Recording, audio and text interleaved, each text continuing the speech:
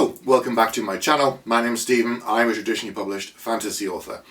It's a cold, wintry day, and today I'm going to be talking about something that I think is quite appropriate because we're getting towards the end of the year. The time of recording, this is the middle of December 2022.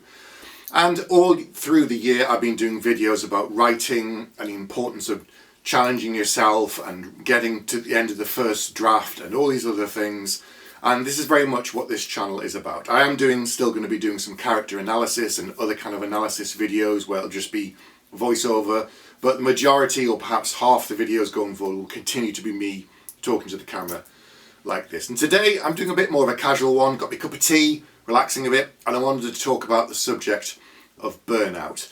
I'm feeling it, especially because it's December and it's the end of the year, but I think it's important to talk about it generally as a subject that perhaps isn't talked about enough. I think this subject is applicable for whether you're self-published or traditionally published, and in some ways I think it's more applicable to self-published authors because you're expected to produce several novels a year, at least two I would guess, having not done it by myself, but from talking to friends. It's the idea of you have more time to dedicate to the book if you're able to do it full-time as a self-published author.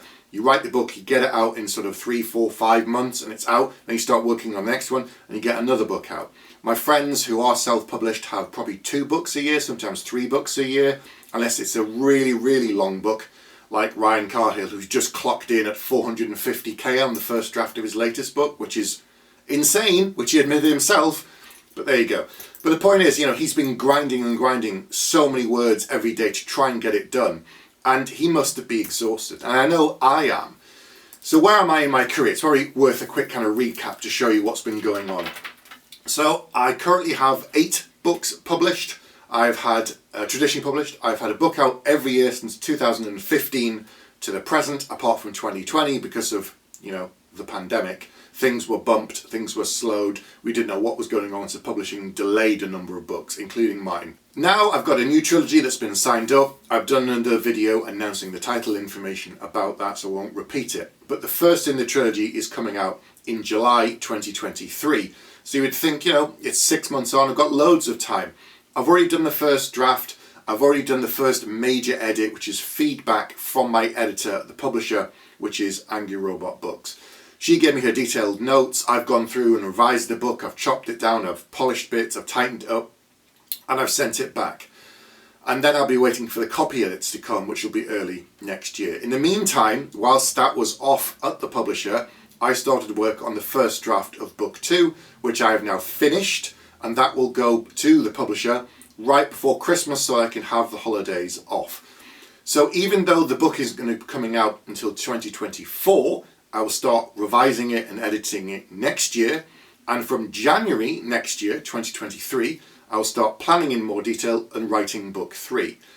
So next year I will have 3 books on the go at different stages leading up to the launch of the first book, more detailed notes and edits on book 2, working on that first draft of book 3, and then sort of rolls over and so on. And probably in the latter half of next year, I'll start working on something completely new that in theory will be published in 2026, assuming my publisher wants to go for it. Now, you can see just from my own experience at the present time, that sounds like a lot of work, and it is because I'm fitting it in around a day job. If you were able to do this full time, it would be less pressure, and if you were self-published, it's also a lot of pressure too, as I've said, because you're expected to produce several books a year. So the idea of burnout is not new, it's been around for a long time, and I'm definitely feeling it at the moment. So the first draft of book 2 is done, and in theory I could just send it off to my editor now and not worry about it for a couple of months until it comes back. But because I've just done an edit of book 1 that's fresh in my mind,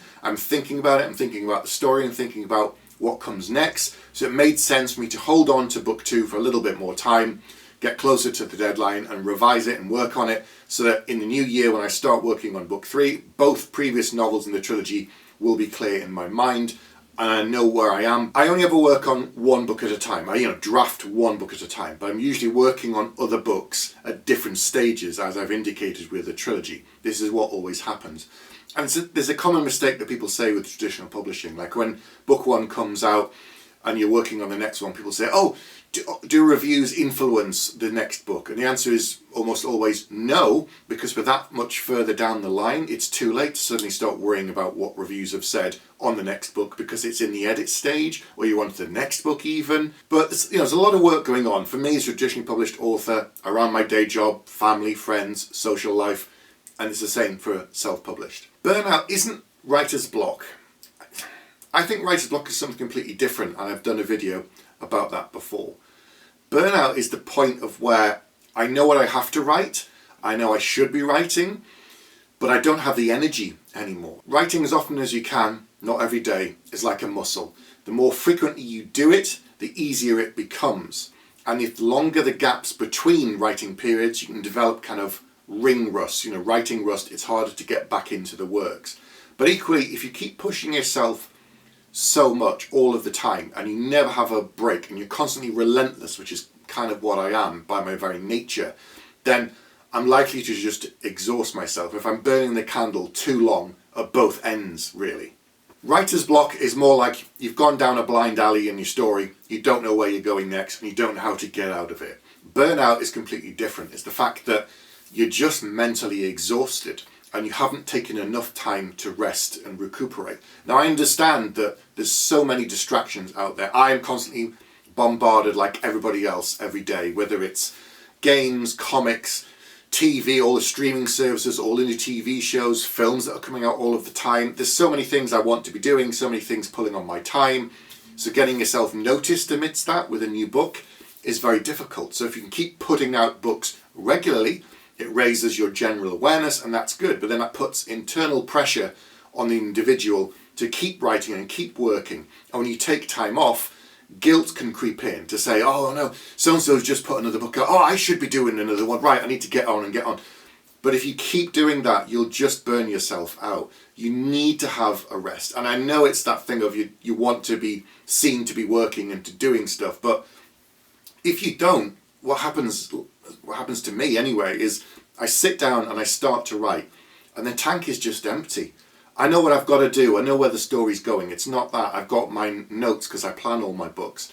There's just nothing there. I just don't have the energy or the enthusiasm for it anymore. And I need a complete break. It's that idea of going away for a holiday is not only a nice break, but it's a change of scenery, it's a change of routine, and it breaks the cycles that you can get into. Short trips work for the same reason, that you just go somewhere else and do something completely different. Having time away from writing where you're doing anything but writing is really important.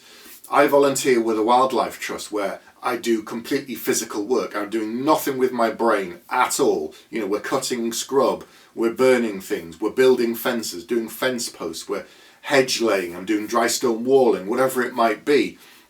It's completely physical labour. It gets me outdoors, gets me away from my desk, which is so important.